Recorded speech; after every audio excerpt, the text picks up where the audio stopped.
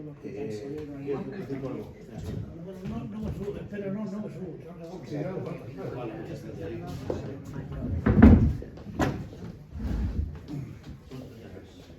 Vamos a estar en familia esta tarde. Otro minutito más y ponemos punto. La gente no tiene miedo al tiempo. He dicho 2 o 3 minutos pensando que pasaba ya.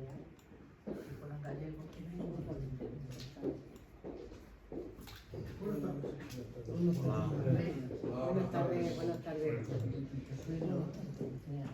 Sí, claro. Bueno, vamos a empezar la conferencia. En primer lugar, daros las buenas tardes y las gracias por asistir, aunque la tarde está un poco fea. El que le ha tenido miedo al tiempo se ha quedado en su casa o no sabe. Tenemos que agradecerle también al casino las facilidades que nos da para celebrar este tipo de conferencias. Cartagena siempre ha hecho un proyecto importante, creemos, para el año 2025. Y esta es la primera conferencia que tenemos, la de Playa de Poniente, que es la historia del hundimiento del Sirio. Entonces es una historia que está muy documentada, que ha hecho la ponente Lola Gutiérrez, que es la escritora, ha hecho la novela, que ahora dirá ella dónde está puesta, si quiere, para el que quiera comprar el libro. Esta tarde aquí, por circunstancias, no se van a vender libros, pero sí ella puede decir dónde se puede librería vender. de España. Bueno, Cualquier librería de España. en cualquier librería, pero si no han venido a la conferencia no van a ir a mañana a comprar el libro. Tendría que ser una papelería de Cartagena, digo yo. Entonces, bueno, nada más que eso es lo que yo quiero decir. Lo grabamos de dos formas, tanto lo grabamos con el móvil como en YouTube.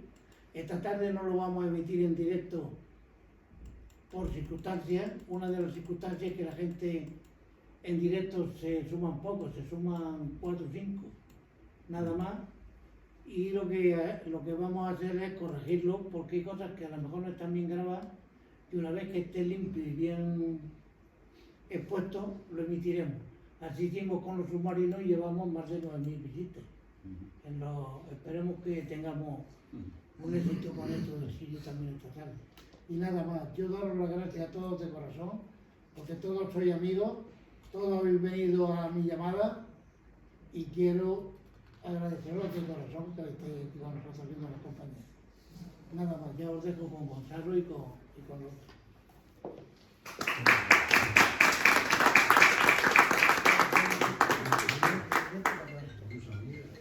Muy bien.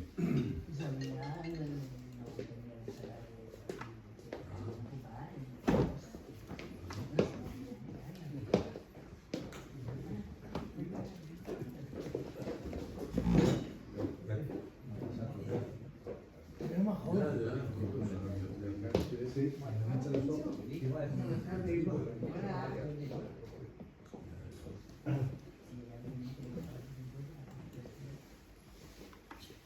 Bueno. Buenas tardes y gracias por asistir a esta, creo que interesante conferencia, aunque sea una historia conocida por algunos, pero no es por el programa público, y luego lo que nos va a contar Lola creo que no, muchas cosas no se conocen, ¿no?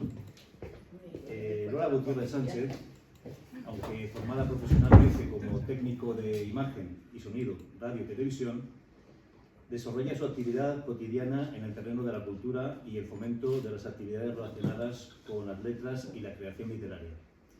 Ha ejercido como articulista, así como maestra de ceremonias en certámenes diversos, presentando a otros escritores, como impulsora de tertulias, concursos literarios y hasta ferias del libro locales. Colabora activamente con las asociaciones culturales de la mujer y es tertuliana habitual en Onda Cartagena y Gaceta FM Radio. Es presidente de la Asociación Cultural Amigos Modernistas de Cartagena, colectivo desde el que ha organizado ferias modernistas. Asimismo, desempeña el cargo de vicepresidente de la Asociación Cultural Héroes de Cavite, con sedes en toda España, Bélgica y en casi todos los países hispanoamericanos. Junto con otros compañeros, organiza la Semana Cultural Hispanidad Cartagena, allá por el 12 de octubre, todos los años, desde hace unos años, que promueve la historia de España, así como la de la región, en colegios e institutos. Es miembro de honor de la Unión Nacional de Escritores de España. Ha sido madrina del Foro Poético del Real Casino de Murcia. Es patrona del Encuentro Literario de Autores de Cartagena y ha sido galardonada por ACUM en Las Claras, Murcia, con el premio Mujer con Valor Añadido por 2 años consecutivos, por sus trabajos sobre Gloria Fuertes, Maritrini y Charo Baeza. Tiene 5 novelas publicadas: Suspiros de España, Entre Bahías, Playa de Poniente, que es seguro que versa ambiental en la época del naufragio, en el acontecimiento del naufragio del Sirio, Virazón y Lucía, que es la última novela publicada. También ha escrito un libro de relatos, Efectos Personales, y 2 cuentos infantiles, Paloma y su duende y El hada del agua. Playa de Poniente fue finalista en 2014 en el certamen Libro Murciano del Año. Virazón, otra de las novelas, está incluida como audiolibro en el catálogo de la ONCE, la Organización Nacional de Ciegos de España. Ha colaborado en varios relatos, por ejemplo, en El laberinto del laurel, a favor de la lucha contra la enfermedad miopatía nemalínica, con el Ayuntamiento de Murcia. Valientes, antología solidaria enfocada a las personas que superan esta enfermedad. El diario La Vanguardia se interesó por la historia del Sirio y fue entrevistada por el periodista Víctor Amela en la Ciudad Olímpica de Barcelona, que le dedica la contraportada a la novela Playa de Poniente, algo que muchos escritores catalanes sueñan con tener. Así es. A raíz de esa publicación en la prensa, Playa de Poniente comenzó a ser conocida por tierras catalanas. Poco después regresó al ser invitada por el Salón Náutico de Lloret de Mar y hasta en 3 ocasiones visita Barcelona para acudir a entrevistas y emisoras de radio. Ha colaborado en diversas revistas como Letras del Parnaso, Fototurismo Cabo de Palos, Memoria de Cartagena.es, Sureste Express, Brillantes Sensaciones, y acaba de terminar un libro sobre personajes populares de Cartagena que será presentado en breve. Así pues, ya os voy a dejar con Lola Gutiérrez para que ella nos cuente la fascinante y trágica historia del naufragio del Sirio en el año 1906 en Cabo de Palos, aquí dentro de lo que tenía el municipio de Cartagena. ¿Vale? Así pues, adelante, Lola. Si apagáis la luz,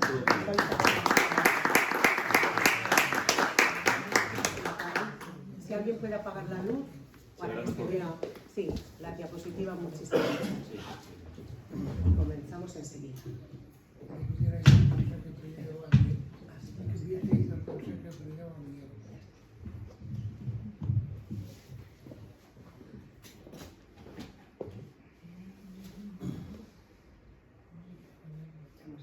Porque se vean con más calidad.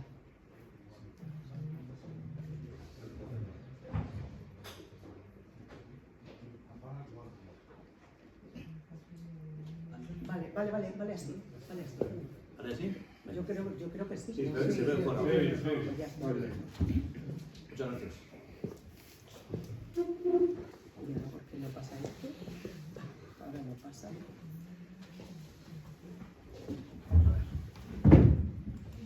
Le estoy dando y ahora no pasa. Al cambiarlo antes. Vamos a ver. Bueno, dale con esto. Vale, pues ya está. Dale. Bueno, comenzamos con un trobo de José Marín. ¿Qué vamos a decir de José Marín? Que era el rey del trobo, nacido en Cartagena. Y él le dedica estas quintillas al Sirio, que yo siempre escuché en mi casa, que por eso fue el hacer esta novela. Yo siempre había escuchado estas quintillas de mano de mi abuela, que dicen así: el sirio correo italiano que para América iba, naufragó de agosto 4 frente al faro de la Hormiga. Las costas del mar hispano desconocer demostraba aquel decrépito anciano que por capitán llevaba el sirio correo italiano. De los escollos no esquiva el paso tan peligroso y la pérdida motiva del transatlántico hermoso que para América iba. Estas costas panteón son fúnebre teatro de aquella desolación donde esta embarcación naufragó de agosto el 4. Aquellos de tierra amiga guardan eterno reposo y el mar en su seno abriga de las aguas del coloso frente al faro de la hormiga. Si os fijáis, él hace el verso arriba y sobre ese verso él hace 4 quintillas más. Y si veis, cada frase termina con una de la que él empieza arriba, ¿no? El sirio correo italiano, que es lo bueno que tenía este hombre, que hacía unas décimas espinelas y unas quintillas hermosísimas, y entre ellos pues aquí tenemos la muestra. Y este es el sirio, es un barco de 116 metros de eslora, no era un transatlántico grande, aunque era grande, pero vamos, no equipaba al Titanic, no era tan grande como el Titanic, y de 5.500 toneladas. Este barco se construye en los astilleros de Glasgow, en Irlanda, y bueno, pues al principio se hace como barco mercante, para llevar mercancías, pero en Italia estaban viendo que en España se hacían muchos viajes hacia América y que estaban dando mucho dinero y bastante frutos, y entonces ellos deciden hacerle la competencia a los barcos españoles.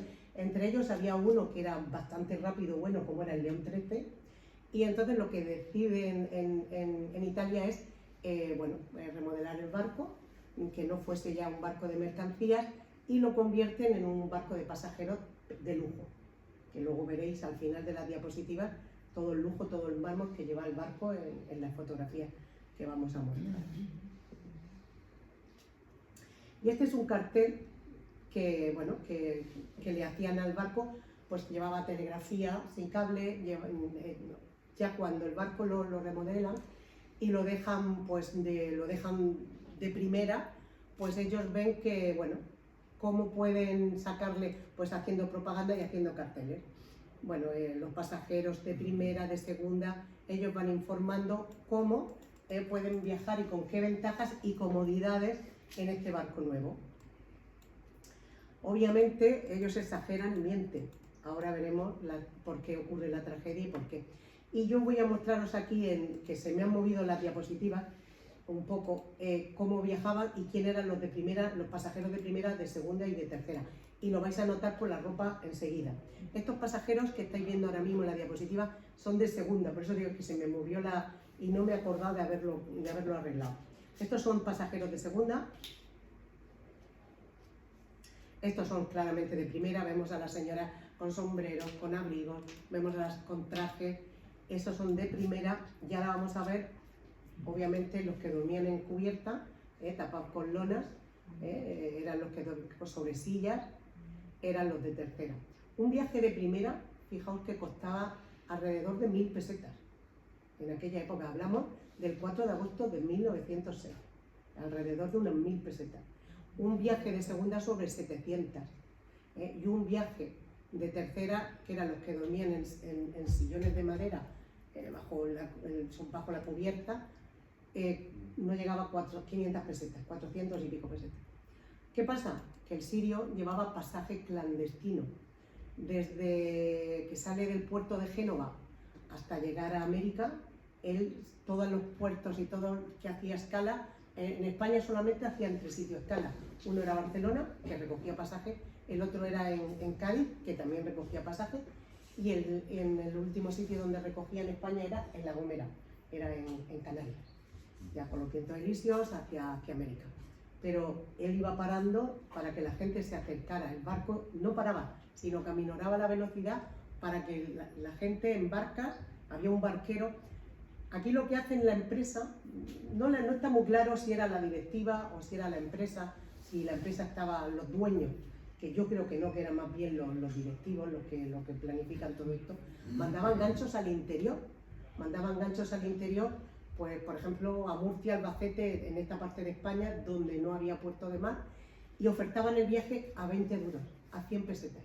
O sea, un matrimonio podía viajar muy bien por 200 pesetas y si tenía 4 críos, pues venga, 25 pesetas cada uno, por otras 100 pesetas, por 300 pesetas un matrimonio con 4 hijos viajaba estupendamente hacia América. Pero no podían estar ni en la cubierta ni podían estar en sitios visibles. ¿Qué hacían? Pues cuando la barca los acercaba al casco del sirio, lo que hacía era que los metían por las habían compuertas y los metían directamente en la bodega. Y allí eran hacinados y les pagaban las 25 pesetas al remero, las 300 pesetas al que el capitán se embolsaba y otras 25 pesetas al cocinero, que les llevaba un rancho al día de comida y les preparaba un jergón de paja para que estuvieran allí acostados y pudieran pasar, dormir y esas cosas. Y bueno, pues aquí vemos cómo se recogía lo que está explicando, ¿no? Que se acercase, subían a la barca, gente que a lo mejor pues tenía nada, una casa con 10.000 metros de terreno o 2 taullas de tierra y lo vendía todo para empezar una nueva vida en América. Y bueno, pues con 300 o 400 pesetas hacían el viaje. Luego vemos aquí otra imagen. Vais a ver imágenes y también dibujos. Otra imagen pues de gente que está esperando el barco que asome por algún lado para que la barca con los remos pueda llegar. Y este es un dibujo del barco donde vemos que el sirio pone rumbo después de salir de Barcelona y de recoger el pasaje que llevaba, que había comprado su billete y que esperaba viajar, pues pone rumbo hacia la costa cartagenera. Y lo vemos entrar, bueno, y luego va explicando también, que lo vamos a explicar en esta diapositiva, que tanto en la proa como en la popa, el sirio estaba cubierto por unas lonas a modo de toldos que protegen del calor, y al igual que de la lluvia y del frío en invierno. Pero estamos hablando que era agosto y en la parte de la proa era donde viajaba donde estaba toda la gente, se suele decir la jet set, ¿no? La gente que podía y que era más pudiente. En la parte de la popa era donde viajaba la gente menos pudiente y así ahora vamos a ver qué es lo que va a ocurrir tanto con esos toldos y con todas las cosas que ocurren. Son las 4 de la tarde, hace un calor horrible, el mar está en una calma chicha y el capitán le da sueño y decide acostarse, dormir la siesta. Y se cree, porque no está asegurado, que se le deja el barco, deja como piloto a su segundo de a bordo. Pero no ni en los documentos, o sea, se cree que es así porque se menciona, pero no llega nunca, no está documentado, no está escrito, vamos. Es lo que se ha oído, se escribe y lo que la gente comenta, es lo que pasa con esta decisión. Y el barco, pues nada, él está durmiendo y el barco se va acercando, que aquí lo vais viendo, veis el faro de Cabo de Palos y los islotes ya de las Islas Hormigas anteriormente. Y el barco va pasando por delante, está al pasar cerca del faro de Cabo de Palos. ¿Qué ocurre? Que ese segundo de a bordo ve la playa muy cerca, ve las barcas y él piensa, pues aquí hay que recoger gente. Y aunque él no tenía la orden de desviar el rumbo, hace lo que estaba acostumbrado a ver, de manos de sus jefes y de su capitán y de otra persona más. El barco, este mismo viaje lo hace el sirio 122 veces y con el capitán Picone 22, pero 132 el barco y 22, perdón, el capitán Josep Picone. Aquí vemos lo que es el islote de las Islas Hormigas y vemos también, bueno, voy a pasar el dibujo este para que lo veáis mejor. Son 200 metros de roca, que eso es parte de la cordillera bética. Entonces es una trampa mortal. ¿Por qué? Porque en algunos sitios sobresale, como en los islotes, a 6 metros y son pues visibles totalmente, pero en otras zonas pues están a 3 metros del agua, bajo el agua quiero decir. Entonces claro, un barco con una quilla, con un fondo pequeño, pasa totalmente por encima sin problema, pero un transatlántico como el sirio no, que es lo que le ocurre al sirio. El barco desvía el rumbo y se mete entre el faro de la Hormiga, que lo vemos ahí, el faro blanco, se mete en medio y llega a pasar hacia el otro lado. llega a pasar, pero claro, se queda ahí. ¿Por qué se queda ahí? Porque se sube a la roca. ¿Qué ocurre? Que por debajo se raja totalmente, como si antaño se abría una lata de anchoas o de atún. Ahora ya tienen todas abre fácil, pero antes había que abrir, pues igual, el casco del Sirio se abre. ¿Qué ocurre? Pues que empiezan a reventar las calderas, toda la gente que iba en la sala de máquinas muere, al igual que toda la gente que iba en la bodega, porque todo eso empiezan a estallar y todo lo que está en la parte baja del barco, pues es lo que se lleva la peor parte. ¿Qué ocurre? Pues que el capitán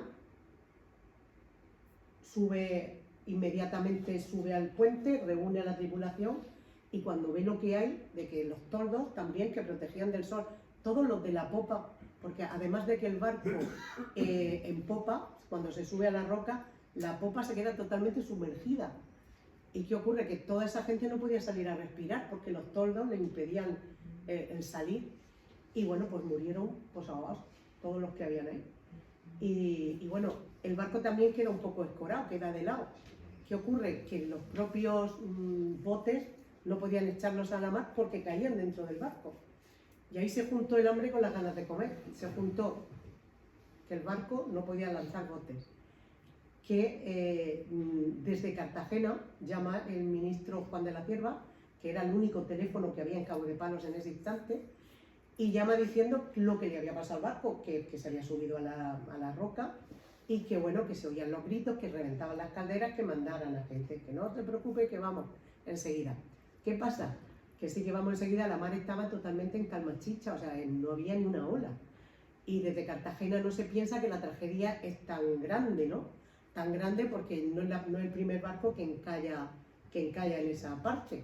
Entonces, pues desde Cartagena se lo toman con tranquilidad, ignorando que los toldos estaban ahogando gente, que el capitán reúne a toda la tripulación y viendo lo que está ocurriendo se despojan de los uniformes y son los primeros en abandonar el barco, menos el médico, Esteban Escarsone, que ese hombre sí se queda, a ayudar a la gente, tanto dentro del barco como luego cuando llega a la playa, también estuvo ayudando a gente herida. Pues fijaros que ahí hubo un cúmulo de errores muy grandes y nada, pues seguimos. La gente se abría paso a punta de navaja, de pistola, porque querían ser los primeros en coger salvavidas. Salvavidas, después de este accidente, en todos los barcos del mundo sale la ley de que tienen que llevar tanto salvavidas como personas haya dentro del barco, que aquí en este caso hubiera dado igual porque como iba pasaje clandestino, nunca. Claro, es el único rescate en toda la historia de la navegación española hecha exclusivamente por civiles. Quiero decir que en otros rescates han acudido los civiles y han ayudado, pero es que aquí, cuando llegó la policía y llegó la gente desde Cartagena y llegó la gente desde la Unión, ya estaba todo el mundo, todo el que estaba vivo ya estaba salvo. O sea, es el único. Y tiene también que nunca se sabrá la cifra exacta de fallecidos, porque al llevar tanto pasaje clandestino, bueno, ahora veréis que no cuadran las cifras, vamos, ni haciendo loterías, o sea, estos son dibujos del Correo de la Sera. Aquí exageraron con olas kilométricas, ellos pintaron una desgracia que no fue así, porque totalmente estaba en calma la mar. Y bueno, y si canallesca fue el comportamiento de Giuseppe Picone, que era el capitán italiano del Sirio, canallesca también fue la de este barco, el María Luisa, que bueno, que venía desde Cartagena, iba en dirección hacia Barcelona, hacía totalmente el sentido opuesto del Sirio. Y pasa por delante del Sirio y su tripulación le dice que ayude a esa gente y él dice que no, que él tiene que terminar y llevar la mercancía. Pero bueno, acosados por su gente, bueno, manda dos barquitas y logra salvar a 29 pasajeros que luego los denuncian todos, incluso su tripulación, lo denunciaron a este hombre en Barcelona. También pasó otro de largo, pero bueno, ese es que ni mandó barcas ni nada, con bandera francesa, el Poitiers. O sea que los dos fueron canallescos. Aquí vemos otra fotografía de cómo la gente, toda persona que tenía una barca en Cabo de Palos, ayudó sacando gente del Sirio. Ojo, no se acercaban al barco, no se acercaban al barco porque ellos temían que el efecto embudo, porque estamos hablando de un transatlántico, se los hubiera tragado. Entonces se acercaban todo lo que podían y sacaban a la gente que nadaba. Y aquí vemos pues otra imagen.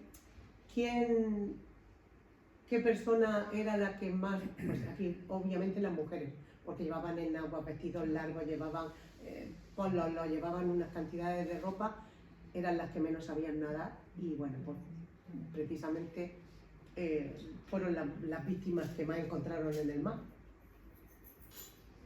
¿Quién es este hombre? Pues mirad, este hombre es Vicente Buigues. Digo quién es porque nadie sabe quién es. Si lo buscáis en internet no lo vais a encontrar. O sea que pues, encontraréis Buigues, apellido y gente. Pues este hombre, cuando viene, porque él es un traficante, él es un contrabandista. Y bueno, pues está pasando justamente y se da de bruces con lo que está viendo, ¿no? del barco y le dice a su tripulación, vamos a acercarnos a salvar a esta gente, vamos a ayudar. Su tripulación le dice que no, que les da miedo. Llevaba un barco, un velero bastante grande, el joven Miguel. Y le dice su tripulación que no, que llevaba a su hijo también de 6 años con él. Y le dice que no, que si en ese momento el barco le da por salir de la roca, que se los va a tragar a todos, que ellos ayudaban pero que no se acercaban al barco. Y él saca la pistola y empieza a tirar tiros al aire a su tripulación. Les da un poco de miedo y bueno, ponen viento todo lo que pueden hacia el sirio y el botalón, que es el palo este largo que se ve en el velero, o bauprés, pues se llama igual, botalón, lo empotran contra el casco del sirio. Vicente Buigues logra amarrar unos cabos y unas lonas que habían sueltas y puede subir arriba. Cuando él llega arriba, lo quieren matar. ¿Qué hacen? Se tiran hacia él y tiene que volver a sacar la pistola, pum, pum, pum, pum, y sintiéndolo mucho, esta vez no los tira al aire, se carga 4, porque iban con pistola y iban también con cuchillo. Querían ser los primeros en salvarse, porque dentro del barco acordaros que el capitán se había ido. Y la gente se caía por entre medio, las calderas se habían abierto unos boquetes tremendos en la cubierta del barco. La gente se caía, las madres buscando a sus hijos buscando a las madres, llorando. O sea, ellos tenían miedo y él no tiene más remedio que utilizar el arma y matar a 4 pasajeros. Claro, la gente ya se echa hacia atrás. Pues al grito de mujeres y niños primero, este hombre trae al puerto de Cartagena a las 10 de la noche 450 personas vivas. Más 100 y pico que no cogían, que las recoge Antolino, Agustín Antolino, otro pescador con un barco también grande, y logra llevarlos y traerlos. Más todas las barcas pequeñas que habían en Cabo de Palos, de estas pequeñitas que echaban 20 viajes y que iban cogiendo personas y salvándolas. Igualmente recogían a los cadáveres. Este es otro dibujo del Correo de la Sera, cuando cuentan la imagen, la anterior, ¿no? que estrella el botalón de Buigues contra el casco del sirio. Esto es una fotografía que apareció hace pocos años, no hace mucho, que esta me la facilitó Pérez Alao, Luis Miguel. Y bueno, y así estuvo el barco. Fijaros, el barco tardó 16 días en hundirse. Un levante lo parte por la mitad. Fijaros si el capitán por lo menos hubiera puesto orden, si hubiera hecho humanamente lo que tenía que haber hecho, que era cuidar de la gente que iba dentro del barco.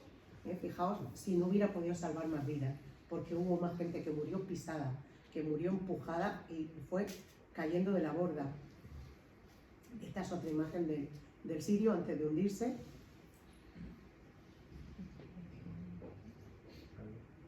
Y este hombre es Josep Picone. Esta foto se la hacen en la Posada de la Piña, aquí en la Serreta, en la calle San Cristóbal, que estaba la Posada de la Piña. Y claro, la gente que se salva, pues denuncia ante la Guardia Civil, lo cuentan. Es que este hombre se ha ido, es que se han quitado el uniforme, es que no nos ayuda a nadie. Y la policía, la Guardia Civil lo detiene. Pero aquí no había embajada, pero sí había consulado. Interviene el consulado, lo meten en un coche y rumbo a Barcelona. Llega a Barcelona, pero ya se habían estado hablando por cable y lo vuelven a detener. Porque eran muchos muertos, estaban viendo que había sido una catástrofe muy grande. Hoy en día ocurre algo de esto y en 3 segundos se sabe en todo el mundo, los móviles, el internet, pero antaño, fijaros, y bueno, pero sí telefonaron, habían llamado por teléfono y lo volvieron a detener. Igualmente allí se intervino la embajada y lo meten en un vapor y dirección a Italia. 3 meses no duró, se lo cargaron. No se sabrá nunca qué fue de este hombre. Yo digo, en algún barril tiene que estar metido. En algún barril, o sea, no lo dejaron, se lo quitaron del medio para que no hablara. Y bueno, esta es parte de la tripulación que se salvó con él porque saltaron del barco. No tuvieron el valor de ayudar a nadie. ¿Y esta mujer quién es? Pues esta mujer es Lola Millanes. Se dice Millanes, pero es Millanes. Es catalana, y ella va a hacer la tournée, pues como lo hace hoy en día, pues lo puede hacer cualquier cantante que vaya a dar su espectáculo. Llevaba baúles con muchísimos trajes caros. ¿El por qué la cito? Pues ella viajaba con el maestro Hermoso, director de la banda del Hospicio de Madrid. Hoy en día, de hecho, yo creo que nos vamos a acordar todos, hasta hace unos años, vamos a decir 20 años, yo creo, que cuando íbamos al Festival de Eurovisión llevábamos nuestro director de orquesta, que es lo que le pasaba a las cantantes, solamente llevaban al director y allí pues contrataban a los músicos. Y igualmente pasaba aquí, pues igual que el Festival de Eurovisión. Ahora todo ya es moderno y todo ya ha cambiado, pero siempre iba un director de orquesta que era el que contrataba a los músicos. ¿El por qué la cito? Porque ella no sabe nadar y en la cubierta llorando le dice al maestro Hermoso que por favor que le deje la pistola, que ella no sabe nadar y lo que no quiere es morirse ahogada, que le tiene mucho miedo al agua, que por favor, y él le dice que no le va a dar la pistola. Y en ese mismo momento un tropel de personas que estaban corriendo por el barco como locos, pues los tiran a los dos al agua. Él sí sabe nadar, obviamente se salva. Ella está enterrada en Torrevieja porque apareció 15 días después y allí está enterrada en el cementerio, el único cementerio que hay, que si queréis verlo, lo podéis ver y además lo pone, lo detalla, que era una náufraga del Sirio, ¿no? una ahogada. Esto le pasa a Maristiani. Maristiani nace en el Masnou de Cataluña y este se grabó en el reloj, nací el 4 de agosto de 1906. Nació porque físicamente no le pasó nada, pero sí que perdió la voz y él de hecho era un cantante de ópera muy bueno. Hay una única grabación, porque hablamos de 1906, pero si la buscáis en YouTube os sale, porque a mí yo la he buscado. Y bueno, pero él luego murió en la más absoluta ruina en Buenos Aires, perdió la voz, montó una academia de canto, pero la verdad es que no tuvo el hombre mucha suerte, ¿no? Y este es su oficial, Luigi Lepori. ¿El por qué lo nombro? Pues lo voy a decir ahora mismo. Aparte de que su nieto fue el que generó, bueno, su hijo y después su nieto, el que generosamente todas las fotografías, documentos y cosas, él fue abiertamente, no hay problema, el hombre lo donó, lo dejó, lo mostró y él contó muchas cosas sobre el sirio, cosas que aquí me sorprende que no se sepa, pero bueno. Y luego también el contarlo también es porque él, cuando ocurre esto, dice de regresar a Italia, porque él dice, bueno, esto es una señal, esto es algo. Él era un emprendedor, él cree que él se iba a hacer fortuna en América, pero cuando le ocurre esto aquí en Cartagena, dice, mira, yo me vuelvo otra vez a Italia porque esto es por algo. Pues por algo, por no, es el fundador de la Casa Ausonia, o sea, emprendedor era.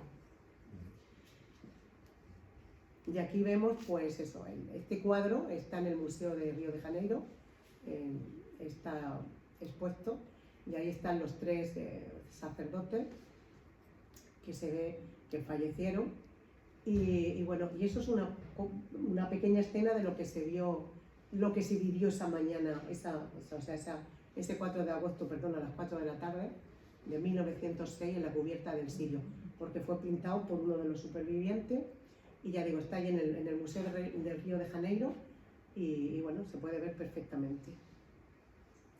Y esta es la parte más fea, ¿no? Y es la parte cuando empiezan a contar muertos y viendo el pasaje y viendo muertos. La Guardia Civil llega tanto de Cartagena como de la Unión, y bueno, pues este hombre, el Pori que hace muchísima amistad con los guardias civiles y con el jefe de bomberos de la Unión, y siempre estuvo viniendo años después, al igual que ellos estuvieron allí en Italia. Y bueno, y aquí ya vemos cuando la Guardia Civil, cuando llega, que ya todo el mundo se había salvado del barco y los que estaban ahogados, pues estaban ahogados, o sea que estaban sacando ya muertos del agua. Este médico brasileño se reencuentra con su mujer aquí en Cartagena porque ella es de las primeras que salta o sea, que ella llega, se sube en el barco de Huigues y él estaba de los últimos, pero habían perdido el contacto, no sabía si su mujer estaba viva y ella ignoraba si su marido estaba vivo. Y esto es pues lo que el Correo de la Sera, el periódico, pues destaca, y ya os digo que esto hoy en día pues no ocurre así. Antaño pues había que esperar que transcurrieran horas.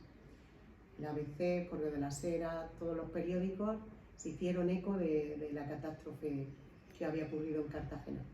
¿Qué ocurre? Pues que se hacen corrida de toros, se hacen festivales de canciones, porque ya os digo que había muchos niños buscando a sus padres y muchos padres buscando a sus hijos. Y mucha gente muerta, y ahora había que poner orden y ver quién era. Y aquí es cuando empiezan a sumar y a apuntar, pues tantos árabes, tantos italianos, tantos españoles, y ven que las cifras no cuadran, porque si Muigue llega a Cartagena con 450 personas con vida, el otro barco grande de Agustín Antolino recoge a 160, había otro barco, todas las barcas pequeñas iban anotando a los supervivientes, y ellos dicen que en ese momento en el barco nada más que habían 500 personas, no cuadran las cifras. Si ya 450 se habían ido por un lado, 100 y pico por otro, vivas, y todos los muertos que estaban saliendo del mar, más todas las personas que habían llevado los botes a las playas, a esa playa de Poniente. Esa playa de Poniente es donde está la barra, la parte de la barra, pegada al faro de Cabo de Palo. Esa era la playa de Poniente. Y seguimos contando, ¿no? Y anotando los nombres de los náufragos y anotando bueno, pues a ver lo que... ¡Ay! Me pasa una. Y para mí, como era muy difícil contactar, sí, se sabe que era el que más personas salvó, que fue el palibote joven Miguel, que es Vicente Huigues, que este hombre es una vergüenza que no tenga una calle en Cartagena, que no tenga un colegio, que salvó a 450 personas, por favor. Yo estoy trabajando mucho en ello, luchando mucho en ello, y a ver si este año que se hacen los 26, se hace el 26 y se hace algo, y me dan una alegría y me dicen que sí, que hay una calle. Yo cuando veo por ahí, calle Eucalipto, calle de no sé qué, y digo, pero vamos, es que este hombre con toda la gente que salvó, incluso los barcos pequeños, porque el tío Potro con su barquita también salvó mucha gente, o incluso el de Agustín Antolino, pero aquí lo que hice fue, en vez de meter todos los nombres de las personas, lo que hice es, bueno, fueron sus barcos, y esos barcos son los que salvaron a toda la gente que se salvó del Sirio. Bueno, y está el lamentable estado, porque os he contado todo lo que ocurre y los valientes que fueron los pescadores, pero esta es la parte fea, porque había tantos muertos en el agua que la gente no les compraba pescado y estuvieron pasando hambre, se tuvieron que dedicar a la albañilería, los pescadores de Cabo de Palo, a la albañilería, a meterse, irse a otro sitio, y bueno, pues a las tierras, al cultivo, a lo que pudieran hacer, porque no podían salir a la mar, nadie les quería comprar el pescado, y verdaderamente pasaron hambre. Bueno, estas dos personas que hay aquí, mira, la señora es la nieta de Vicente Buigues, y él es el bisnieto. Esto se le hace a los 100 años, desde el Ayuntamiento de Cartagena, se le monta una cruz en el paseo, que está totalmente podrida y no está ni allí. Todo está cubierto de maleza, que no se ve esa piedra con la placa en recuerdo a las víctimas del Sirio. Y eso se hizo a los 100 años, pero ya después, si te he visto, Andrés, nada. Y es lo único que tiene las víctimas del Sirio, es lo único que tiene. Volviendo un poquito atrás, en el faro, estamos viendo por donde va el velero, que es hasta donde más o menos, un poquito más atrás, logró traspasar el Sirio. Y bueno, que era, por poner un poco, son dos imágenes del faro.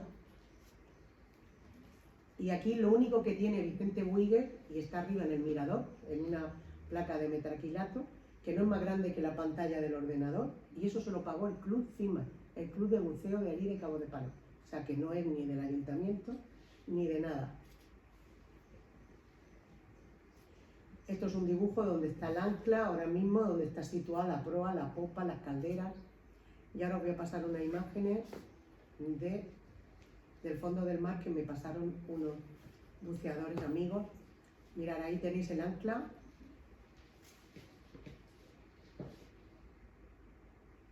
Esto está a unos 50 y tantos metros de profundidad. Esto es una de las calderas.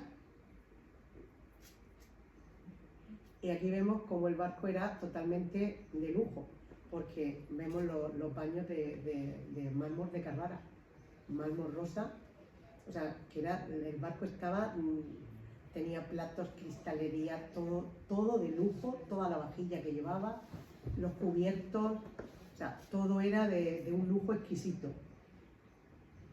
Que no sé esto tampoco porque no se ha sacado, y está aquí en el Ascua, sino todo, haber sacado alguna pequeña muestra. ¿Qué pasa? Porque también está la otra cara, está la cara del expolio, porque en Cabo de Palos era raro la familia que no tenía un juego de sábana, una cubertería del Sirio, o una vajilla. O sea, está la cara buena y la cara mala, ¿no? O sea, la cara de aquellos pescadores desinteresados que ayudaron, y otros que en cuanto se fue la luz del día, pues se metieron dentro del barco, hicieron un expolio tremendo, porque la gente no bajaba a tanta, hoy lo hacen, ¿no? Pero en el 1906 no bajaban los pescadores 50 y tantos metros que tienen que hacer la descompresión. O sea, el expolio lo hicieron antes de que se hundiera el barco, en los 16 días que estuvo el barco sin hundirse. Esto es uno de los platos de las vajillas, que traigo aquí uno para que lo veáis. Luego también tenéis, esto lo podéis ver en el museo que hay al lado de la iglesia de Cabo de Palos. Es un museo que nunca está abierto, pero bueno, vosotros intentadlo, porque nunca está abierto, es de la comunidad autónoma, y la persona que lo lleva pues se cree que es suyo. Entonces te abro si me apetece, y si no te abro, pues no te abro. O sea, algo que también me he quejado, pero tengo las mismas. O sea que, bueno, pues todos esos objetos, ceniceros de plata, de cristal, cucharas, los ojos de buey, hasta ahí, bueno, que no me sale ahora lo de la cerradura, las bisagras. Aquí vemos todo eso, eso sí que está ahí en el museo. Y bueno, y este también, lo del Sirio, el flotador, este también está ahí. Y bueno, como he dicho, que fue el Club CIMAS el que hizo la placa de Buigues, y aquí igualmente, pues eso, hicieron esta placa para amarrarla al puente del barco, bajaron los 50 metros, 50 y tantos metros que hay, que es donde está, y bueno, hay más, ahí está, donde está esta parte, porque en otra parte está 60 y pico, o sea, ahí, y bueno, y bajaron también, echaron 2 coronas de flores, y bajaron, que ahora os lo muestro, cómo bajaron la placa, que pesaba muchísimo, y bueno, las corrientes son ahí tan fuertes que ya no está la placa, no se la lleva nadie. O sea, tienen que buscarla y volverla a amarrar, y esperando pues que me avisen y me digan, pues ya está otra vez en su sitio, que me hagan otra vez la foto y que me la pasen. Y bueno, pues hasta aquí hemos llegado. No queda ya ninguna diapositiva más, nada más que esta del fondo del mar. Espero que os haya gustado. Y nada, he traído, sí, yo sí que lo que he traído ha sido un plato para que lo veáis. Ahora os lo dejo para que le echéis un vistazo. Y un... Yo lo tengo aquí. Un tornillo del barco, y para que le echéis un vistazo. Y es del barco, no es de otro. Sí, porque además es que estaba pegado a un trozo del casco que se queda en la roca, se queda en el bajo, y entonces cuando lo sacan, eso se lo sacó el buzo, me lo dijo y que mira, es un remache del barco, que no me salía el nombre, y eso sí que me lo dio el buzo, y que mira, un remache del barco, como ellos tienen que parar, y se paran en ese punto específico para que la descompresión puedan hacerla bien. Y entonces dice, pues mira, fue por casualidad, porque hice así y estaba un poco sobresalido y pensaba que era de la roca y lo pudo sacar con el trozo de metal debajo. Pero sí. Pues nada, lo he dicho, espero que os haya gustado.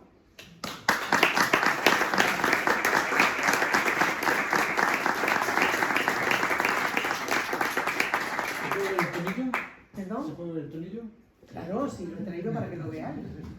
No, es un remache del Siri. Pues muchas gracias, Lola. Y a mí, desde luego, por lo que has contado, hay muchas cosas que Si queréis me hacen preguntar pensar, a algo, mí que me gusta el mar y que navego de cuando en cuando, ¿no? ¿Cómo ha podido pasar esto? ¿Cómo podido pasar dos barcos por delante y no echar una mano, no ayudar? O sea, es que eso ha sido delito siempre, ¿no? O sea, no ayudar a los náufragos en una tragedia, ¿no? ya, Y lo sé en ese momento, lo que pasa es que a lo mejor en aquella época pues, no era fácil detectar que había que pasar ese otro barco por allí, porque como no había GPS, no había esas cosas que hoy día tenemos, y que cada barco está localizado al metro, o metro arriba o metro abajo, al mar, prácticamente, pues a lo mejor pensaba que no les iban a pillar, pero parece mentira que fuera tan inconsciente y tan insolidaria, ¿no? hablamos de 1906. Sí, no, está claro que hay que ver cosas en su momento, ¿no? O sea, no se puede aplicar nuestra mentalidad de ahora, nuestros estándares de seguridad y de control a lo que teníamos al principio del siglo pasado, está claro. Pero luego deja muchas cosas que pensar, estas cosas que pasaron y el expolio, en fin, bueno, estas cosas que... Bueno, el expolio era habitual, porque ahí Sí, naufragaban muchos barcos. De hecho, lo que ocurre también es, bueno, el expolio. Había gente que tú te parecías a mí te buscaba, a mí me buscaba la justicia y a ti no. Y si tú estabas muerto, pues tú eras Juan y ahora yo soy Paco. Hombre, claro. O sea, eso se hizo así. Pero eso es Y, muy humano. y es muy humano. quedarse con críos, quedarse con críos. De hecho, yo en el libro, toda la parte, el libro, la novela va en flashback, ¿no? Pero toda la parte antigua, toda la parte del 4 de agosto, menos en dos historias que tuve que cambiar el nombre, porque la familia me dijo, mira, yo te voy a contar lo que pasó, pero ya sabes que quieres contarla, pero tienes que cambiar y le tuve que cambiar el nombre y llevárselo, y Para que que viera, te digan, hombre, claro, es que me hubiera podido denunciar perfectamente, porque su madre había cambiado o sea, su abuela había cambiado la identidad con la persona que se había muerto. Y otra de las historias fue que cambié también hasta el sexo del crío. Aquí cuento que es un niño, pero se quedó con una cría. Una que dijo, pues yo no tengo crío y mira qué cría más bonita, está llorando, y esta me la quedo yo para mí. Bueno, a lo mejor le hice un favor a la chiquilla. O no, porque a lo mejor esa niña tenía familia en otro sitio y la estarían buscando después, es que... ¿Es de latón? ¿El remache de latón? No, esto es hierro. No es que se vea así. Yo creo que es hierro. Hombre, yo creo que si fuera hierro, Bueno, estaría pero que lleva... deshecho. Pues yo pensaba que Probablemente sea de latón. de latón. Pues yo creía que era de hierro. Igual que todos esos gajes, esas fotos que has puesto ahí de la bisagra, Sí, bueno, todo eso eso- tiene que ser todo latón y de buena calidad, Sí, no porque sé. si no, esto en pocos años en el agua, vamos, no queda nada. Sí, Absolutamente. se hubiese perdido la mitad. No, y que prácticamente irreconocible, ¿no? Bueno, de hecho- habría que rajar un poco para ver si de es latón, hecho- pero seguramente sí. De hecho, el submarino Isaac Peral, los problemas que ha tenido ha sido por eso. Ha sido por eso, por todo el tiempo que ha tenido, no navegando, porque navegó un poco el pobre en el agua, sino los chorros cuando estaba aquí en la fuente. La humedad, Claro. Bueno, y eso que no es agua salada, lo que tenía alrededor. Pero igualmente, Agua dulce, pero bueno. igualmente, pues yo Sí, la humedad. Y- ataca al cero, de manera... Qué listo, de verdad, que gana listo. ¿eh? Vamos a ponerle unos chorritos al submarino. Pero tampoco se hizo con... Mira, yo no pienso que se hizo con maldad, fíjate. No, No es maldad, es estupidez. La ignorancia. Hombre, que hay ingeniero, de Bueno, verdad. se han dado cuenta a tiempo y todavía queda algo. Madre No ha mía. salvado más o menos. Qué cosa. Ha Gracias quedado a algo. Chacón, gracias a los Chacón. A Chacón. No, pues es una historia trágica que está en serio y luego, lo que has dicho me parece que tiene mucha razón. A este hombre que salvó tantas vidas poniendo en riesgo a su barco y a su tripulación Llevaba a su hijo de 6 años y allí. que incluso pues, tuvo que hacer uso de la fuerza para poder salvar a la gente, luego se merece un Que trato no, mejor que en no Cartagena. salvó ni a 2 ni a 3. O sea, está documentado que fueron de 400 a 450 personas. O sea, mira toda la gente que quedaba viva dentro del Sirio, porque todavía Antolino se lleva 160. Y toda la gente que se había estado llevando viva también en las barcas pequeñas que se habían tirado al mar.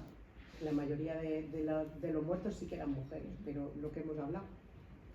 ¿Alguna pregunta del público? Sí, por supuesto. El oficial del Sirio que causó, o fue el que mandaba el Sirio en ese momento, cometió un error de navegación o no estaban bien señalizadas en las cartas náuticas en aquel momento. No. El barco estaba y está señalizado. Ya digo que el barco, es que era por si me preguntaba el nombre, digo, espérate que yo, ahora digo, pues mirarlo aquí. El barco, o sea, en las cartas náuticas el barco se llama bajo, así por la Ahora, cola, claro, por supuesto. está señalizado. Pero- Y él hizo 22 veces, es que no lo he contado, ese viaje. Sí, Y 132, no, pero no he contado lo siguiente. Ah. Y 132 el barco, aparte con otro capitán. Lo que no he contado es que cuando él lo detiene la policía, él echa las culpas a las minas de la Unión, que la brújula se le habían vuelto loca. Entonces, claro, cuando él vuelve, que lo vuelven a enganchar otra vez en Barcelona, él dice, es que yo desconozco las cartas, yo no sabía que estaba este barco ahí. O sea, él niega, ¿pero por qué? Porque lo que quiere es salvarse para no contar que él se quedaba con parte de los beneficios, eso iba para, o sea, no era el capitán y la tripulación, pues había que pagar los ganchos y toda la directiva y toda la gente que estaba, que sabía que eso estaba produciéndose. O sea, fijaros que 132 viajes, todo el dinero que había ocasionado el llevar a esas personas, pues los primeros no llevaban pasaje clandestino, los primeros viajes, pero sí los demás. Ellos vieron, jolín, pues aquí hay gente que no puede subir, pero mira, las bodegas son grandes, pues mira, podemos meter, y eso fue lo que ya digo, de toda la lista de la tripulación, Esteban Scorsese creo que es el médico, ahí está, Esteban Scarsone, es el único que no salta del agua y se queda ayudando a la gente en el barco y luego en la playa. Dime, Julio. ¿La naviera dio algún parte sobre el naufragio? La naviera dio parte sobre el naufragio y claro, y mandó al vapor Umbría y mandó ayuda después. De hecho, premiaron a Vicente Huigues, igual que al rey de España. La primera vez que este hombre se puso unos zapatos fue para recibir la medalla que le premió el rey. Y el rey de Italia, porque en ese momento había rey en Italia, había soberanía, y sí, le premiaron a los dos. Y la naviera dio parte del accidente. ¿Pero qué dijo la naviera? Pues que se había subido a la roca y que la naviera nunca reconoció lo de los viajes, o sea, lo del pasaje clandestino. Clandestino. Nunca. Y de hecho es que hay dudas de que no se saben, ¿no? No hay duda, hay dudas de que la naviera lo supiera. Sí, gente, pues altos cargos que trabajaban ahí, que lo llevaban todo mafiosamente tapado. Por eso te digo que a los 3 meses Josep Picone desaparece. O sea, totalmente. O sea, que dice la gente, es que se ha muerto de pena, ¿no? Pues ¿dónde está enterrado? ¿Dónde está este hombre? O sea, es que no. Se ha fumado. No, es que no daban con él. en ningún Voluntariamente sitio. para no afrontar las consecuencias de sus actos. Así fue. Pero él culpaba, Josep Picone culpaba a las minas de la Unión en primer lugar, y como no cuajaba, aquí en Cartagena no colaba, que ya te digo, lo meten en un coche y se lo llevan a Barcelona, cuando llegan allí lo arrestan, dicen que, bueno, que es que desconocía el bajo, pero no es verdad, en las cartas del barco, y además que ese viaje se había hecho muchísimas veces. Eso no le salva de nada, o sea que Claro. tiene que saber leer una carta y tiene que tener las cartas en el La barco carta obligatoriamente, y si se paga el bajo porque... Seguramente el que no lo diligencia. sabía era el que, Claro, el pues, que iba... de segundo. No, que lo va- que él no sabía es que iba a pasar eso. Claro, pero Y porque... tampoco pensaba que el otro iba a tomar dirección para el bajo, yo qué sé, porque de estar él, a lo mejor él no lo hubiera hecho. No, me refiero que el que iba a pilotar... En ese momento ignoraba, seguro que no lo sabía. sí, él seguro que lo ignoraba. Pero es que a él se le había encomendado que siguiera el rumbo que tenían pactado, o sea, que él no tiene por qué modificar el rumbo, y él va y se dirige hacia la playa. Él ve la gente, la barquita y ve la gente, ya te digo, dijo, pues esto gente que quiere entrar. Y claro, como también era dinero que ellos cobraban. Pensamos que la inmigración ilegal es algo de ahora, pues siempre ha habido, siempre ha habido este tipo de polizones, ¿no? Pues, pero Que se han colado ya en- pero esta gente iba a trabajar. Sí, sí, Quiero decir que por supuesto. no quiero comparar una cosa con otra. Quiero decir que esta gente iba a trabajar. Al igual cuando llegaban a Argentina, tú tenías que estar en cuarentena y tampoco se respetaban las cuarentenas. Porque como hacía falta tanta mano de obra, pues tú llegabas, le abrías la boca como los caballos, venga, chilo, venga, pues a A trabajar. lo mejor llevaban sus papeles, sus documentos. Sí. Llevaban Era documentos. llegar el pasaje, ¿no? Y, claro. Lo que es la forma de viajar, pero ellos llevaban sus documentos, claro. Pero así fue, o sea, fue una triste historia y de verdad que poco conocida. Yo esta historia, ya la digo, la voy llevando a los colegios, la voy llevando pues para que la conozcan los críos, porque que sepan su historia, la historia de aquí de su pueblo. Y es mi lucha, el que la historia no se pierda. Lo mismo hablo de esto que hablo de la hispanidad, de la reina Isabel, de Blas de Lezo y de toda esta gente valiente que nos hace falta que en estos años que resurja. ¿Alguna pregunta más que queráis hacer? Mira, el plato.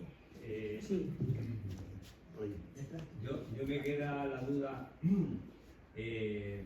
este día del naufragio era la primera vez que pasaba entre los dos bajos hacia la playa, pues a esos 132 viajes que hizo, siempre se metía entre los dos bajos, se acercaba a la playa, no, jamás. fue Es que- esta única vez. Sí, Sí, jamás, claro. jamás. O sea, en las cartas náuticas viene especificando que el bajo es una trampa mortal para cualquier Claro. barco que tenga una quilla más superior a 3 metros.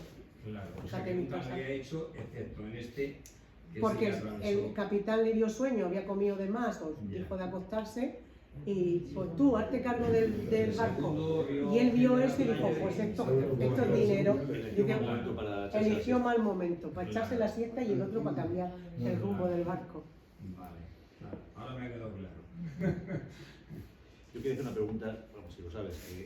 Ahora mismo, bueno, los pecios están protegidos por la Están ley. protegidos por la ley. Porque puede haber cadáveres que todavía están ahí. Cuando pasan los 100 años Ya no. o 80 años, no sé si son 80 o 100 años. ¿Se sabe si hay restos humanos todavía? Sí, y botellas de vino y restos, huesos hay muchos. Están ahí. No se ha sacado todos los... Nada.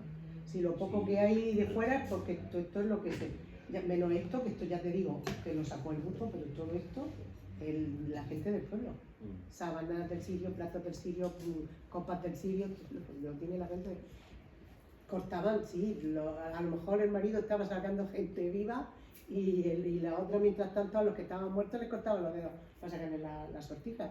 Si eso es... Mm. Y ahora ya porque el faro, que además de que es de estilo isabelino, que es precioso, pues ya está electrificado y está... Pero antaño cuando los ponían con madera, que lo que hacían era que apagaban la luz, como decimos aquí, a casico hecho. Es una palabra muy cartagenera, ¿no? Adrede. Lo hacían adrede y lo que hacían era apagar la luz del faro para que los barcos encallaran. Claro, y así podían lo que es la piratería, pero eso se ha hecho en todos los faros y en todos los, o sea, se ha hecho en todos los sitios con puerto y con faro. Y bueno, y recargar esto, ¿no? Que es el único rescate hecho exclusivamente por civil en toda la historia de la navegación española, que nunca se sabrá la cifra exacta de fallecidos. Y luego Cartagena también tiene otro hundimiento, tiene mucho, porque tiene mucho, pero los dos más fuertes y potentes es este uno y el otro el Castillo de Olite, donde más muertos ha tenido un barco español, 1.700 hombres. Al final de la guerra Sí. La civil. guerra civil. Yo, vamos, me pregunto qué hubiera pasado, cuánta gente hubiera muerto en este naufragio si en lugar de estar mal en calma y está el barco ahí 16 días hasta que se hundió, hubiera habido un buen temporal, un buen oleaje y a lo mejor hubiera sido cuestión de horas que se hubiera Pues- destabilizado desde donde quedó encallado hasta que el oleaje lo mueve y lo va sacando de allí, ¿no? Entonces, probablemente no hubiera salvado casi nadie. Seguramente. Gracias a Dios, pues, pero, por suerte, entre comillas.